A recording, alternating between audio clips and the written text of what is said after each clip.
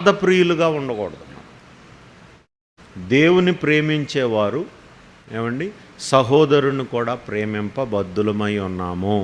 వాక్యంలో మాట, తాను దేవుని ప్రేమించుచున్నానని చెప్పుకునేవాడు తన సహోదరుని కూడా ప్రేమించబద్ధుడు. అర్థమైందా? మనకేంటి లాభం అని ఎప్పుడూ చూసుకోకూడదు. దేవుడు నిన్ను వీటిని బట్టే మీ స్వభావాన్ని అంచనా వేస్తాడు.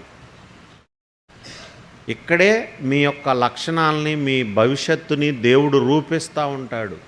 మిమ్మల్ని ఎక్కడ వాడుకోవచ్చు, మీరు ఏ పనికి ఫిట్ అవుతారు, దేవుడు ఒక అంచనాకు వస్తాడు.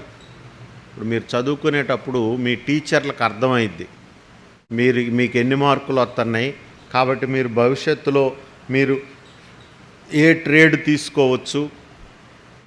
మ్యాథ్స్ బాగా వచ్చినాయి అనుకోండి, మీరు ఎంపీసీ తీసుకోవచ్చు అంటారు.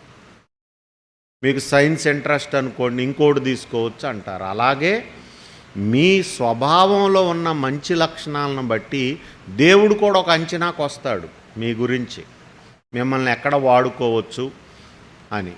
కానీ మీరు పని దొంగలుగా ఉంటే, లేకపోతే ఇది మన పని కాదు కదా, మంద కాదు కదా అనే ధోరణి ప్రదర్శిస్తే ప్రియులారా, మీరు స్వార్థప్రియులుగా మారిపోతారు.